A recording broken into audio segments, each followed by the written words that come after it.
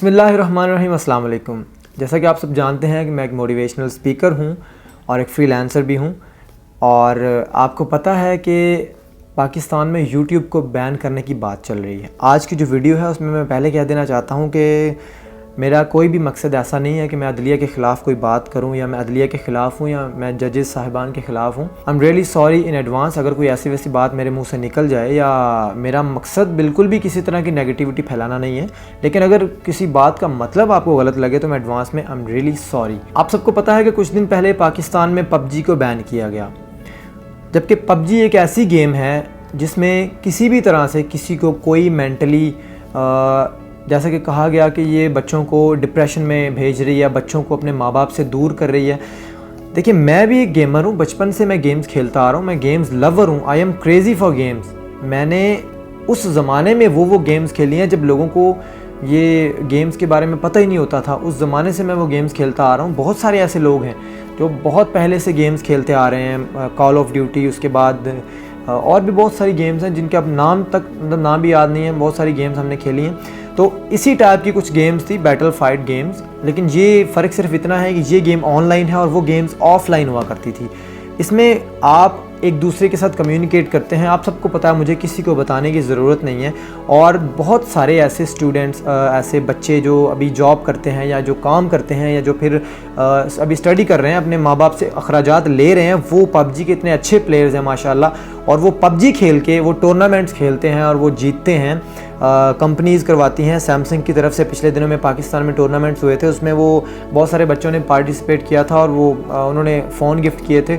और बहुत सारे बच्चे जो हैं वो यूट्यूब पे अपनी गेम प्ले को रिकॉर्ड करके यूट्यूब पे डालते हैं और उससे अच्छा खासा पैसा अर्न कर रहे हैं। एक तरफ हम अपने पाकिस्तान की करेंसी को अप करना चाहते हैं और दूसरी तरफ सबसे पहले हमने पबजी को बैन कर दिया।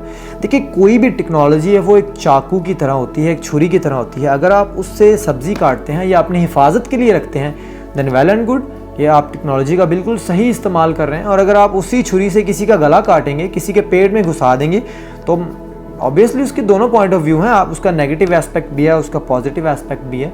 अब ये तो आप पे डिपेंड करता है ना, ये इस्तेमाल करने वाले पे डिपेंड करता है।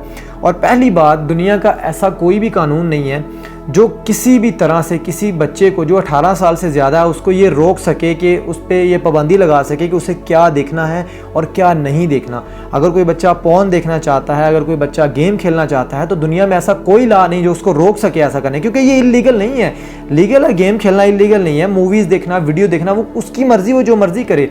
एज ए मुस्लिम मैं मानता हूँ कि ये बिल्कुल गलत है जो वल्गर वीडियोज़ आती हैं, लेकिन हर बंदे का अपना ईमान है, हर बंदे का। अगर इस्लाम की बात की जाए, अगर मैं इस्लाम की बात करने लगूं तो यहाँ पे बहुत सारे लोगों को लेने के देने पड़ जाएंगे। अगर इस्लाम की बात की जाए कि इस्लाम के पॉइंट ऑफ व्यू से, इस्लाम की वजह से हम वल्गर वीडियोज़ की वजह से, इस्लाम के पॉइंट ऑफ व्यू से अगर हम बैन कर रहे हैं, तो अगर इस्लाम की बात की जाए तो भाई सर से दुपट्टा हटाना भी इस्लाम में हराम है और दुपट्टे के बगैर घर से बाहर निकलना भी हराम है। और मर्द हजरात के लिए किसी लड़की की तरफ आँख उठा के देखना भी गुनाह है। अगर इस्लाम की बात की जाए तो हम कभी पूरा नहीं उतर सकते। लेकिन यह है कि वो हर बंदे का अपना फेल है। जो देखना चाहता है वो देखे, जो नहीं देखना चाहता वो ना देखे। और यूट्यूब पे बात की जा रही है कि यूट्यूब पे वल्गर कंटेंट है और मतलब कुछ ऐसी जो है ना वो क्रिएट की जा रही है सिचुएशंस जिसमें एक दूसरे के खिलाफ बोला जा रहा है। सबसे पहली बात, पाकिस्तान में कानून नाम की चीज़ बिल्कुल नहीं है। लोगों कानून है लेकिन अलग अलग कानून है। अमीर के लिए कानून और है, गरीब के लिए कानून अलग है।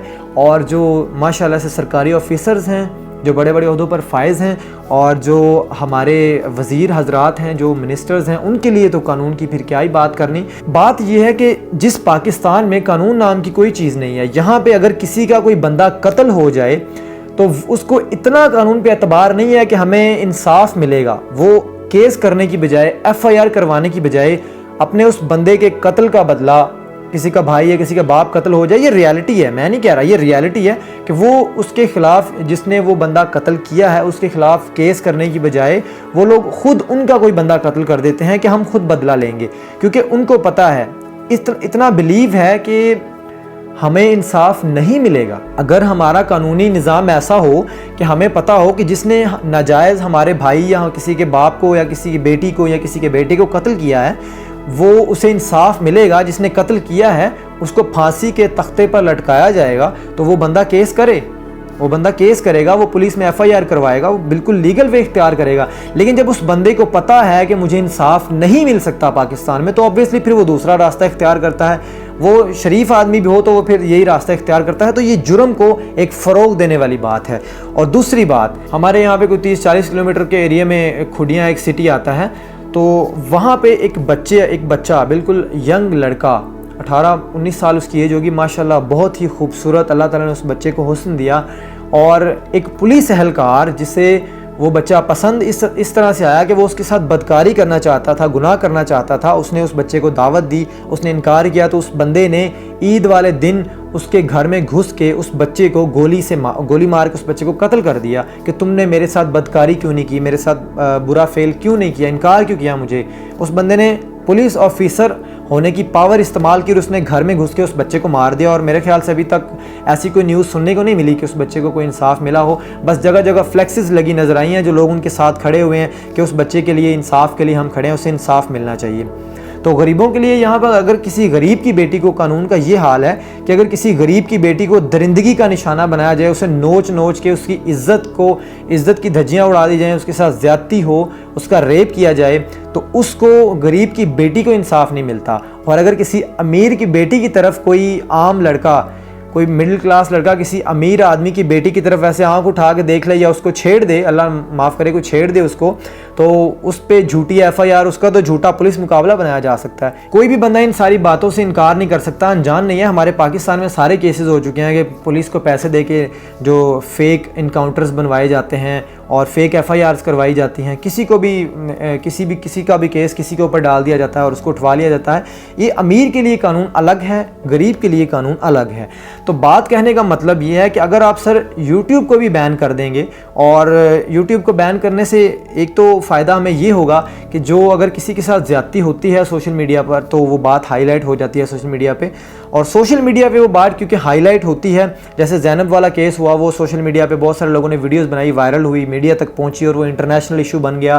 पूरी दुनिया के मीडिया ने उस पर बात की और उस बंदे को सज़ा मिल गई। तो बात कहने का मतलब ये है कि हम यूट्यूब बैन कर देंगे, जो पहले कुछ केसेस हाईलाइट हो जाते हैं मीडिया पे और वो जजेस हजरात तक पहुँच जाते हैं, और हमारे जो आला अफसरान हैं, जो ओहदों पर फायज़ हैं, जो अथॉरिटी में हैं, उन तक वो बात चली जाती है। तो जब यूट्यूब हम बंद कर देंगे तो एक फ़ायदा ये होगा कि उन तक ये जो डिस्टर्बेंस है ये भी नहीं होगी। जो केसेस हैं, जो गरीब है उसके साथ जो मर्ज़ी होता रहे, जो मजलूम है उसके साथ जैसे मर्ज़ी जुल्म होता रहे, तो ये बात ना हाईलाइट होगी, ना किसी को पता चलेगा, ना किसी को तकलीफ़ होगी कि वो उसके ऊपर नज़र सानी करे और किसी मजलूम का जो है वो उसके ऊपर जुल्म ना किया जाए, और किसी जिसके ऊपर ज़्यादती की गई है किसी के साथ, जिसके साथ नाइंसाफ़ी हुई है, उसको इंसाफ मिल जाए। चलो ये एक फ़ायदा होगा यूट्यूब बंद करने का, यूट्यूब बैन कर दें। और दूसरी बात, अगर यूट्यूब बैन करेंगे तो बहुत सारे ऐसे क्रिएटर्स हैं सर जो यूट्यूब छोड़ के फेसबुक पे आ जाएंगे। और अगर आप फेसबुक भी बैन कर देंगे, ये बैन करना कोई सोल्यूशन नहीं है। आपने पबजी बैन की, पबजी चल रही है, लोग VPN से पबजी खेल रहे हैं। आपने टिकटॉक को आप बैन कर देंगे, टिकटॉक भी चलता रहेगा। अगर आप यूट्यूब को बैन कर देंगे, यूट्यूब भी VPN से चलेगा। अगर आप यूट्यूब को बैन कर देंगे, फॉर एग्जांपल VPN पे नहीं चलता, तो आप हम जो जितने भी क्रिएटर्स हैं वो सारे फेसबुक पे आ जाएंगे। उनको सिर्फ 10 दिन लगेंगे अपना सारा का सारे जो फ़ैन फॉलोइंग है उसको फेसबुक पे शिफ्ट करने में, मैक्सिमम 10 दिन लगेंगे। और अगर आप फेसबुक को भी बैन कर देंगे तो इंस्टाग्राम है, सबसे ज़्यादा वल्गर और फहश वीडियोस और फोटोज़ आपको ट्विटर पे मिलेंगे, जबकि यूट्यूब पे कोई भी वल्गर वीडियो अगर जाती है, टिकटॉक पे कोई भी वल्गर वीडियो अगर जाती है, तो वो इंस्टेंटली ब्लॉक हो जाती है ऑटोमेटिक सिस्टम से। ऑटोमेटिक उनका जो रोबोट सिस्टम है वो फ़ौरन से डिटेक्ट कर लेता है कि ये कोई न्यूड वीडियो है या किसी भी तरह की वल्गर वीडियो है जो कि बच्चों को देखने वाली नहीं है। और अगर कोई वीडियो लिमिटेशंस में रहते हुए वल्गर वीडियो है तो वो 18+ एज रिस्ट्रिक्टेड कैटेगरी में चली जाती है। और जब वो एज रिस्ट्रिक्टेड कैटेगरी में जाती है तो कोई भी 18 साल से कम उम्र बच्चा उस वीडियो को नहीं देख सकता, वो वीडियो प्ले नहीं होती। और जब वो वीडियो प्ले नहीं होगी तो बच्चे उसको देख नहीं पाएंगे। वो भी एक लिमिटेशन में, कुछ सॉन्ग्स ऐसे होते हैं, कुछ वीडियोस ऐसी होती हैं, उनमें ऐसा सीन होता है। तो यूट्यूब का और टिकटॉक का जो ऑटोमेटिक रोबोट सिस्टम है वो इतना स्ट्रॉन्ग है कि वो उन वीडियोस को फौरी डिटेक्ट करता है और पकड़ के बैन कर देता है, ब्लॉक कर देता है। और समटाइम्स चैनल भी बंद हो जाते हैं, चैनल को टर्मिनेट कर दिया जाता है लाइफ टाइम के लिए। लेकिन ट्विटर एक ऐसा प्लेटफॉर्म है जहाँ पे बहुत सारी, बल्कि हज़ारों लाखों vulgar nude porn videos, photos आपको मिल जाएंगी। तो फिर सर ट्विटर को भी बैन करना चाहिए ना। अगर ट्विटर बैन हो जाएगा तो हमारे पाकिस्तान के जो बहुत बड़े बड़े इदारे हैं, DGISPR हैं, जो प्राइम मिनिस्टर साहब हैं, chief minister of Punjab, chief minister of Sindh, chief minister of Balochistan, जो हमारे एजुकेशन मिनिस्टर हैं, जो पॉपुलेशन मिनिस्टर हैं, वो सारे जो आवाम तक अपना जो असल बात पहुँचाते हैं। क्योंकि सोशल मीडिया पर बहुत सारी अफवाहें होती हैं, लेकिन ट्विटर से एक बात कन्फर्म हो जाती है कि उस बंदे के ऑफिशियल ट्विटर अकाउंट से, अगर फॉर एग्जांपल अगर DGISPR के ऑफिशियल ट्विटर अकाउंट से कोई ट्वीट हुई है तो पता चल जाता है कि ये बात हकीकत है और बाकी सारी बातें झूठी हैं। तो सर ट्विटर भी फिर बैन कर दें आप, ट्विटर बैन हो जाएगा तो फिर मेरा ख्याल है और कुछ रहता ही नहीं। तो इससे बेहतर एक सोल्यूशन ये है कि पाकिस्तान में इंटरनेट को बैन कर दें।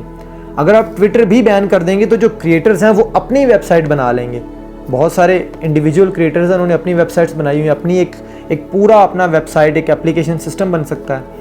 और अगर आप वो सर्वर्स पाकिस्तान में बैन करेंगे तो अपने सर्वर्स लगाए जा सकते हैं। जब अपने सर्वर्स लग जाएंगे तो वो इंडिपेंडेंट हो जाएगा, उसको कोई बैन नहीं कर सकता। वो उस बंदे का अपना सर्वर सिस्टम होगा, वो अपने सर्वर पे अपनी वेबसाइट चलाएगा। तो सर ये बैन करना कराना ये मेरा ख्याल है एक सोल्यूशन नहीं है।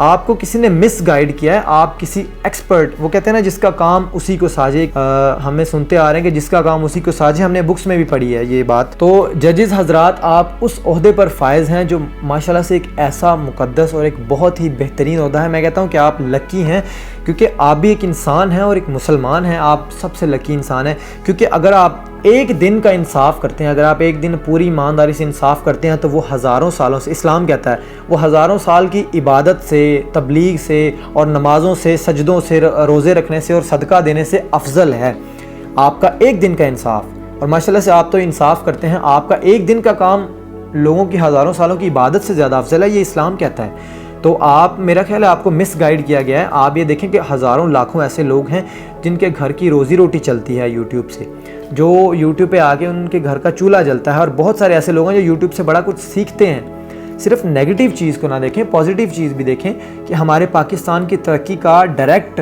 अब जो इन्हसार है, डायरेक्ट इनडायरेक्ट किसी न किसी तरह से वो यूट्यूब और ये डिजिटल जो सोशल मीडिया है, डिजिटल मीडिया है, इसके ऊपर डिपेंड करता है। तो ये कोई सोल्यूशन नहीं है। PUBG बैन करना भी कोई सोल्यूशन नहीं था। हाँ, आप SOPs बना सकते हैं। आप देखें ना, अगर कोई प्रॉब्लम क्रिएट होती है, आपको कोई बंदा प्रॉब्लम क्रिएट कर रहा है, तो क्या मैं ये समझूं कि हमारे पाकिस्तान में अथॉरिटीज़ के पास इतनी पावर नहीं है या वो इस काबिल नहीं है कि वो, अगर कोई बंदा टिकटॉक पे गलत कंटेंट बना रहा है या PUBG को ज़्यादा इस्तेमाल कर रहा है या फिर अगर यूट्यूब पे वो कोई ऐसी चीज़ बना रहा है जो इल्लीगल है, तो क्या हमारे इदारे इतने नाकाम हैं कि वो उस बंदे को नहीं रोक सकते, ना कि पूरे के पूरे उस सिस्टम को बंद कर दें। यूट्यूब पे जो बंदा किसी तरह की जो कंट्रोवर्सी पैदा कर रहा है, उस बंदे को रोका नहीं जा सकता।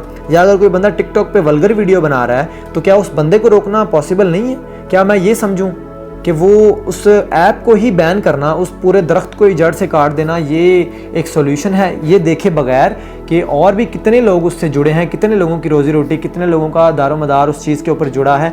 आपसे सर मैं ये हम्बली रिक्वेस्ट है कि प्लीज़ इस बारे में थोड़ा सा आप एक्सपर्ट्स की राय लें, जो सोशल मीडिया एक्सपर्ट्स हैं, आपकी टीम में भी होंगे, उनसे पूछें। आप पाकिस्तान में मुझसे भी बड़े बड़े एक्सपर्ट्स हैं, मैं तो बस अपनी एक राय दे रहा हूँ। आप उनसे पूछें, उनसे मशवरा करें और इस बारे में ज़रा नज़र षानी करें कि PUBG या टिकटॉक या फिर यूट्यूब का बैन करना कोई सोल्यूशन है या इसका कोई और सोल्यूशन भी निकल सकता है।